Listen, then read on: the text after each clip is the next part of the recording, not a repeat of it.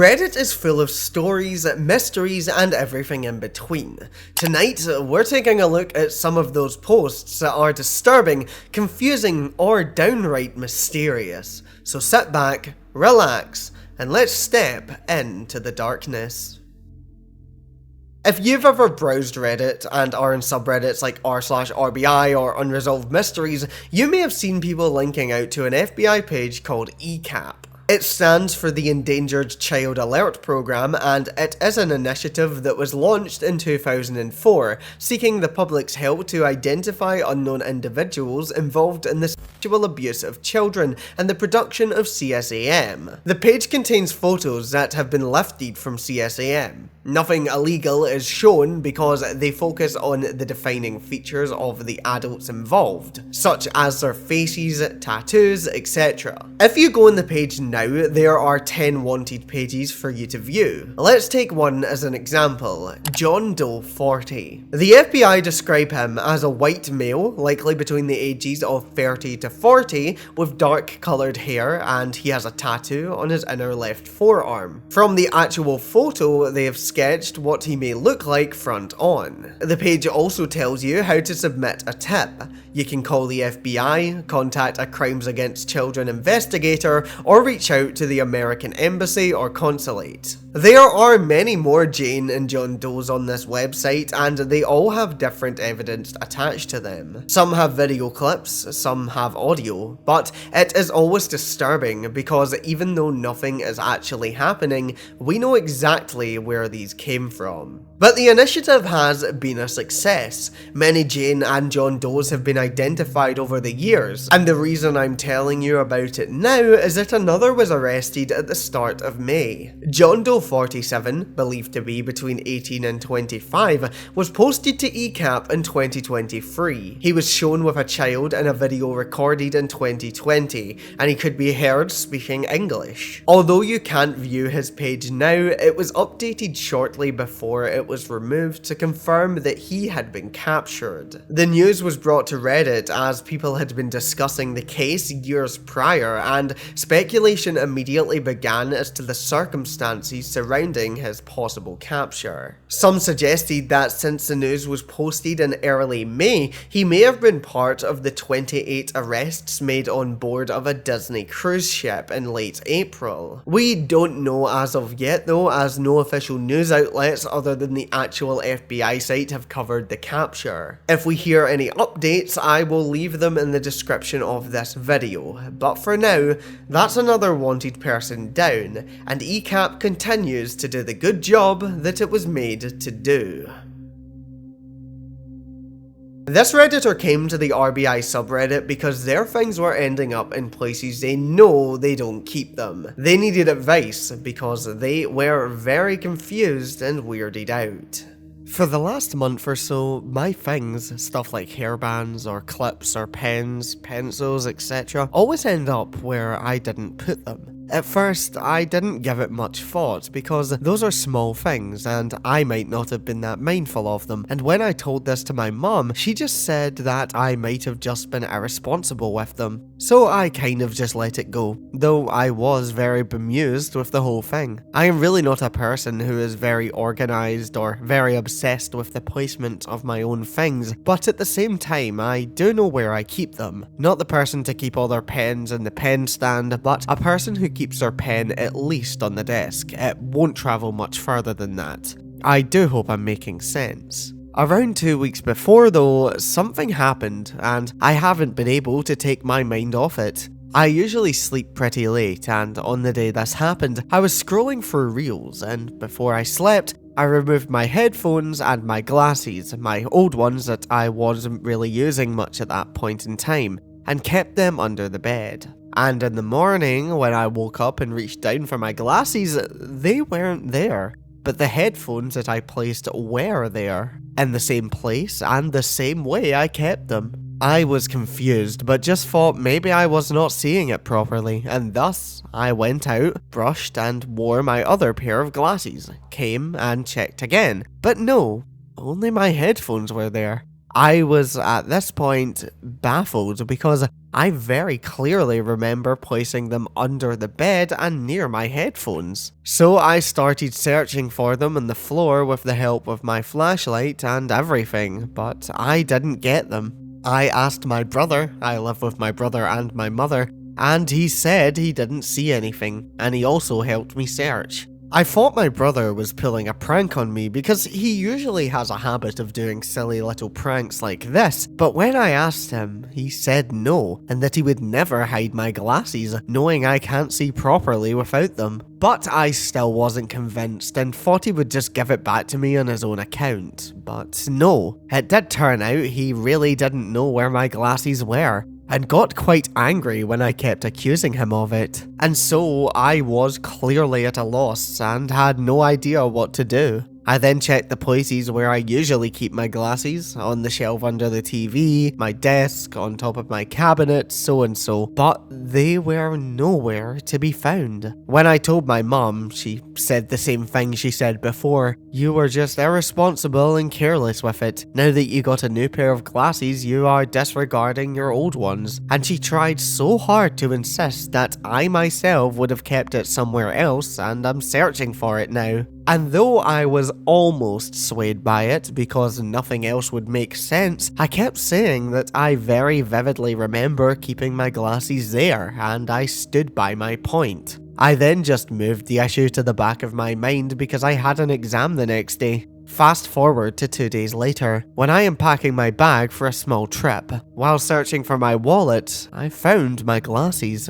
The room I sleep in and the room I study in are two separate rooms, and they are entirely across the hallway. And the desk I used to study used to be a computer desk that I used for gaming when I was a child, so there is the top of the desk and there is a sliding compartment where the keyboard was once, and for which I have no use for now since I am not using my computer anymore. And then, down in the compartment, there is space for keeping my books. I found my wallet on top of the books, and when I bent down to pick it up, I saw my glasses in the sliding compartment, kept at the very back of it. I really didn't know how to react, and just took my glasses and kept them inside their box. Again, when I informed my mum, she told me the same thing, that I would have misplaced them, and to let this go. But no, I am not at all convinced.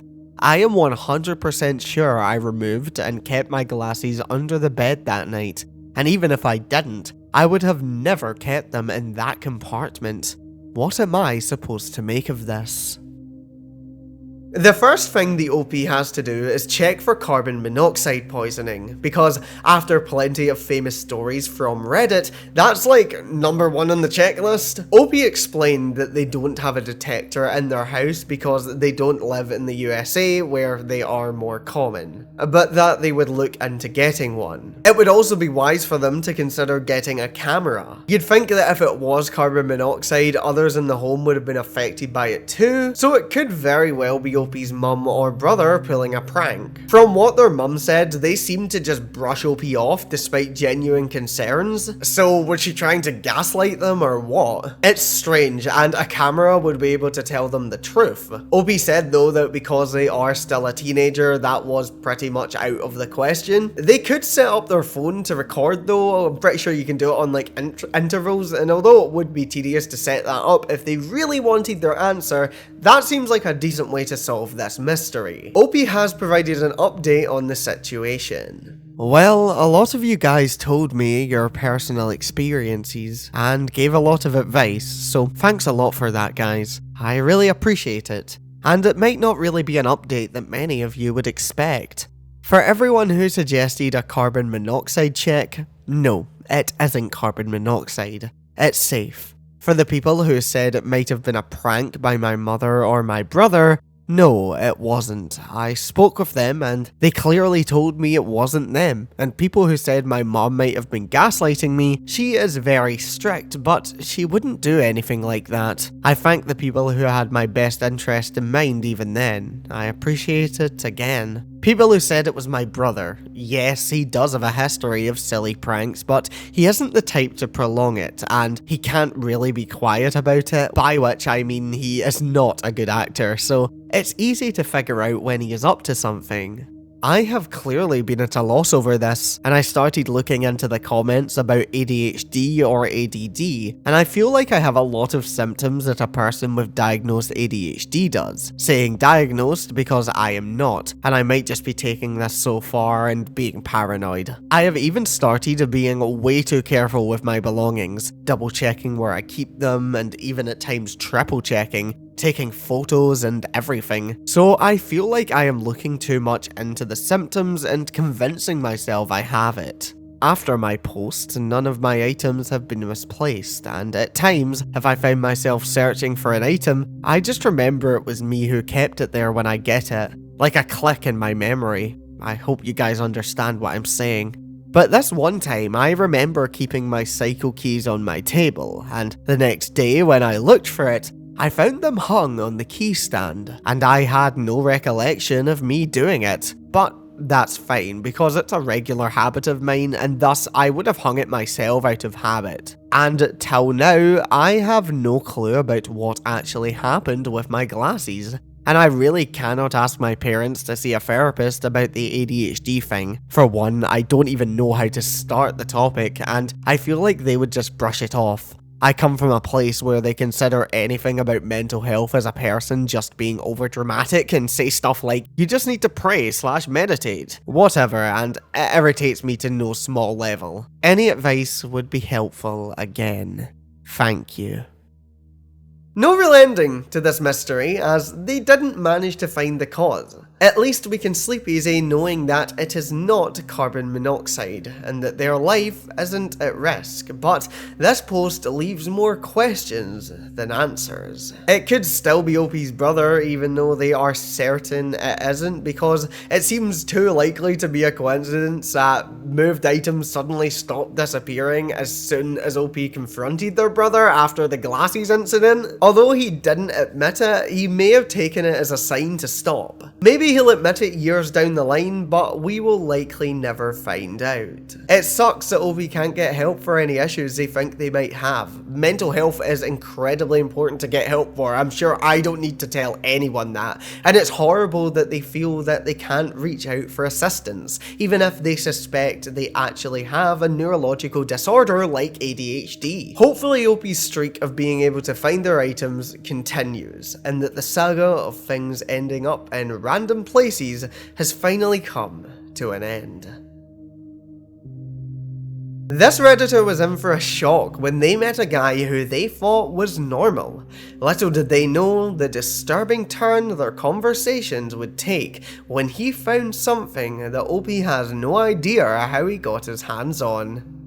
I'm a 20-year-old woman and live near Cologne, Germany. This is my first post, but I really need to get this off my chest because I am honestly creeped out and don't know what to do. A few weeks ago, I was coming home from work, exhausted as usual after a long commute. At my local train station, a guy around my age approached me. He seemed friendly enough, smiled and complimented my hair. We had some small talk. His German wasn't great, but I could understand him. Since it's a small town, I knew he was new, and he confirmed that he lives just a few houses down from me. We exchanged Instagram handles and that was it. I didn't think much of it. Fast forward a few days. It's 5:30 AM and I'm waiting for my train. Suddenly, I feel someone pull on my hood. I turn around and it's him. He starts talking to me, but then says something that made my blood run cold. He claimed he saw me in the city on Sunday. I told him he must have me confused with someone else because I was home all day. He looked at me and said, "No, I didn't see you. I saw a photo of you. I'll send it to you on Instagram later." When I checked my phone later, I actually froze. He sent me a photo of me from 7 years ago. Here's the terrifying part. I was 13 in that picture. I look completely different now. So how did he even recognize me? More importantly, that photo was never posted online. The only physical copy belonged to my twin sister, and she swears she threw it in her private trash can at home months ago when she moved out. I asked him where he found it. He says he found it on the ground at the main train station. Let that sink in. I live 45 minutes away from that station. How does a photo from our private trash at home end up in a massive city station months later, only to be found by the one guy who lives on my street?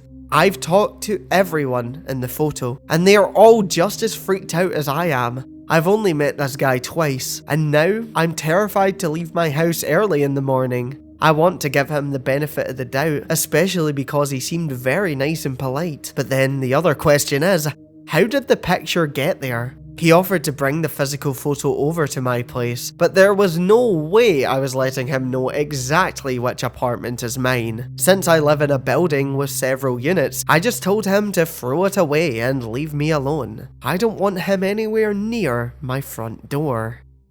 This is an absolutely terrifying story, because imagine if you were just going about your day and then some freak tells you that they found a photo of you. That's an immediate block from me. If I had to say something to OP, I'd say don't give this guy the benefit of the doubt. If your body is telling you that this isn't a person you should be involved with, please listen to the signs, because he could genuinely be a stalker. Think about it, OP's sister threw out the photo, so where did he find it? He could have found it in the trash, which is a whole other question, or it could have genuinely been blown away by the wind and landed up at his feet. But that sounds utterly ridiculous and unrealistic. I bet that he actually had that photo before he even met OP and is genuinely obsessed with her. That may seem insane to say, but out of all the options, it's genuinely the most likely scenario. People may not seem dangerous on the surface, but they can be. They wait until the last moment to show their true colours, and OP can't afford to let someone like that into their life.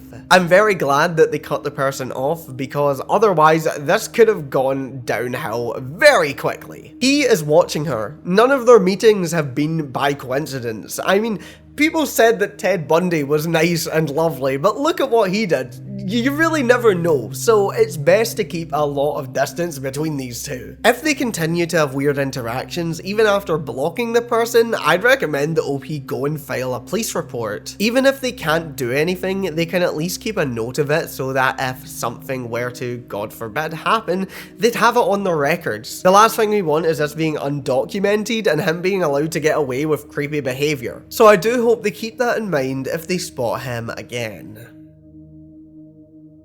Whenever you move into a house, you hope that your neighbours will be great. OP would have been hoping for the same, but unfortunately for them, that wasn't exactly the case.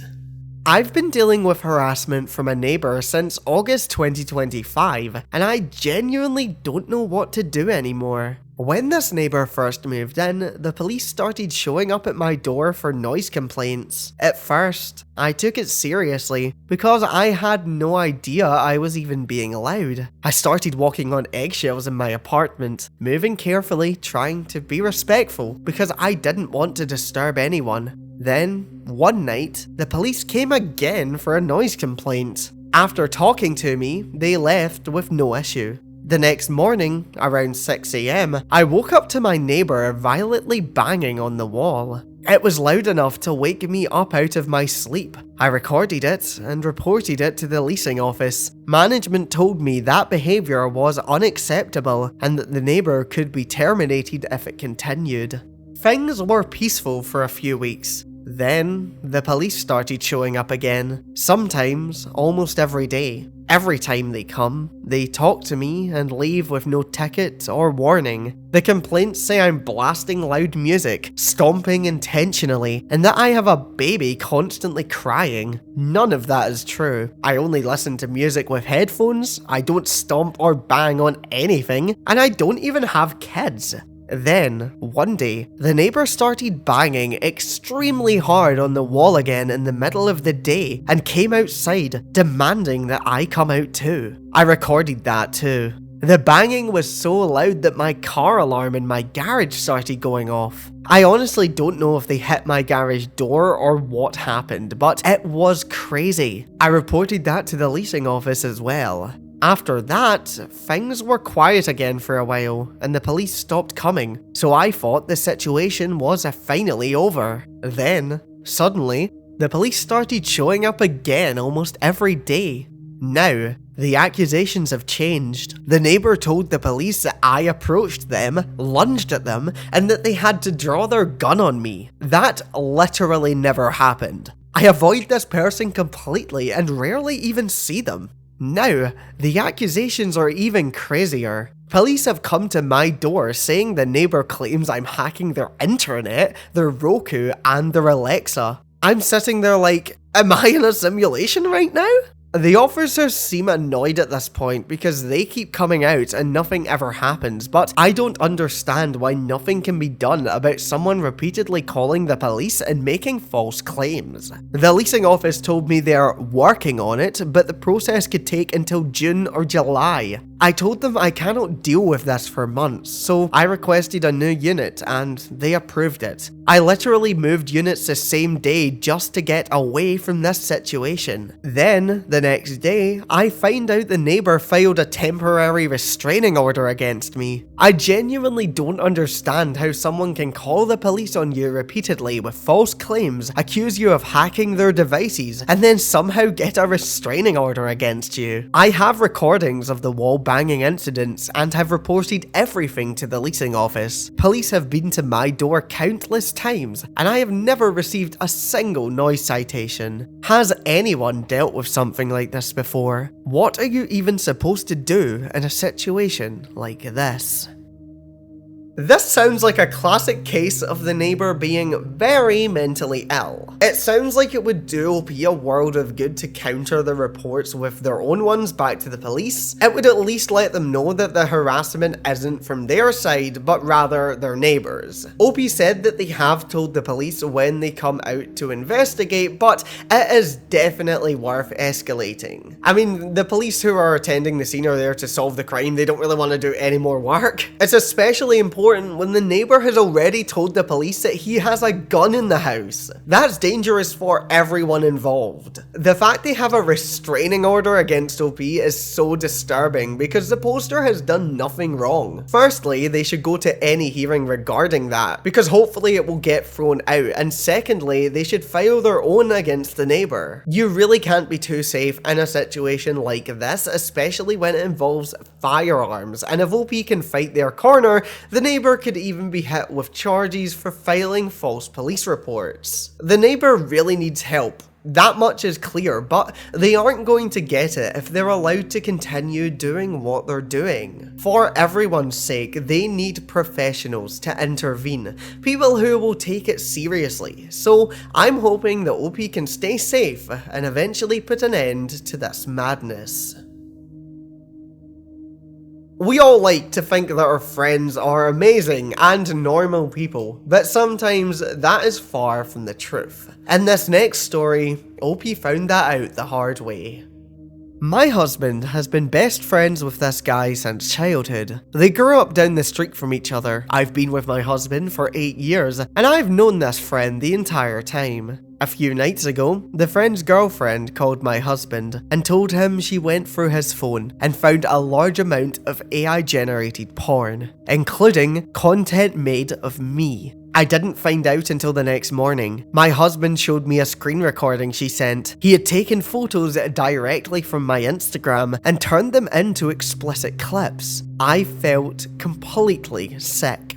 I asked my husband to take me to his house so I could delete everything. We picked up the girlfriend and went together. When we got there, he refused to come out. He made fake puking noises and slid his phone under the door instead of facing us. I went through his phone and deleted everything I could find. There were over 20 images and videos of me, but also his mum, his sisters, including one who is visibly pregnant, his girlfriend, and other women. We deleted everything from his phone, his cloud storage, and his camera roll. Now, I feel extremely violated. Looking back, there were red flags. He would push conversations towards my sex life, ask inappropriate questions, and he even suggested I should sleep with other men. When he briefly lived with us, I thought I saw him peeking into our bedroom while I was changing, but I never told my husband because I didn't want to damage their friendship. Now, my husband wants to completely cut him off. I support that, but I'm unsure if there's any value in hearing him out first, or if it's better to just move on and have no further contact. There's also another layer. I work with him, and I actually helped him get his job a few years ago. Now, I don't know how I'm supposed to interact with him at work, and I'm considering going to HR because I feel really uncomfortable being around him. I'm trying to figure out how to approach this decision about cutting him off versus hearing him out. Also, how to support my husband through losing a lifelong friendship, and how to handle the workplace situation in a way that protects me without escalating things more than necessary. Any advice would be really appreciated. The first thing I'd say to OP is ignore any thoughts of hearing this guy out. He is an utter freak and needs real consequences. What he did isn't just disgusting to do in the first place, but he has made OP and many other women, including his own family members, feel utterly violated. It's right for OP's husband to ask her to cut this guy off. He should be nowhere near their lives, and she should make her social media accounts private for a while so he doesn't have any more access to her pictures. When someone is that deep down the adult content rabbit hole, they are likely not going to stop, so rather than hoping he changes, OP should distance herself. OP should also tell their work about what happened. I mean, I certainly wouldn't feel comfortable working alongside someone like this, so getting them fired would be my #1 priority. They seem to genuinely be a threat to women. What with OP having spotted them watching her in her own bedroom once. So they really can't afford to take risks here. OP provided an update 4 days later.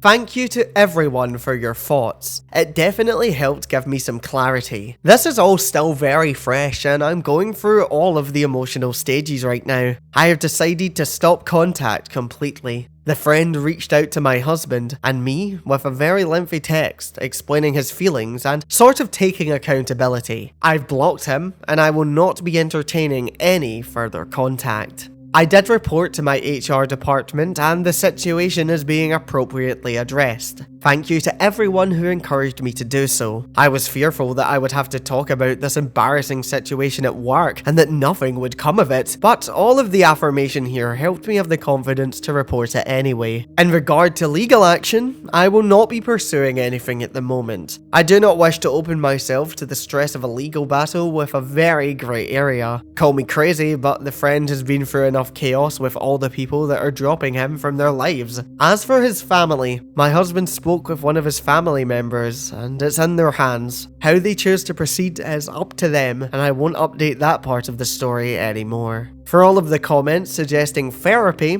I am already attending weekly therapy sessions. My issues with this man have already been a topic of conversation and this definitely gives me plenty more to sort through. Update 2. He was let go from my job, so I don't have a need to see or interact with him again. I don't know what the status is between the girlfriend and the friend. Last I heard, they were still in communication. I've distanced myself from her and cut communication completely with him. My husband and I are trying to move on with our lives, and it's definitely been difficult navigating. At least we can live happily knowing that he lost his job. That was a decent outcome from all of this, although we would have been hoping for more, especially considering that she has also cut him off. To be honest, police need to investigate this man. In a lot of places, creating content like this is now illegal, and if he's making one type of disturbing content, it makes you wonder just how far he has gone with other stuff. Take a look at his phone, his computer, his hard drive, any devices he has. For all we know, this content has been spread around in these spaces, and that is sickening. I actually made a video on spaces where content like this is shared, so if you do want to know more, then make sure you check it out. Hopefully, OP will be able to move past such a horrible incident, and we can only pray that this man someday feels the real legal consequences of his actions. Thank you so much for making it to the end of this video. If you did enjoy, don't forget to like, subscribe, and share it. It really helps the channel. If you're listening on Spotify, you can rate the podcast 5 stars and follow the show. All of my social links are in the description and on screen right now, and thank you so much to everyone supporting the channel through Jessicur Plus memberships, YouTube members, or even on Patreon. You mean the world to me. I'll be back very soon, but if you want another right now, then I think that you'll like the video that's on your screen.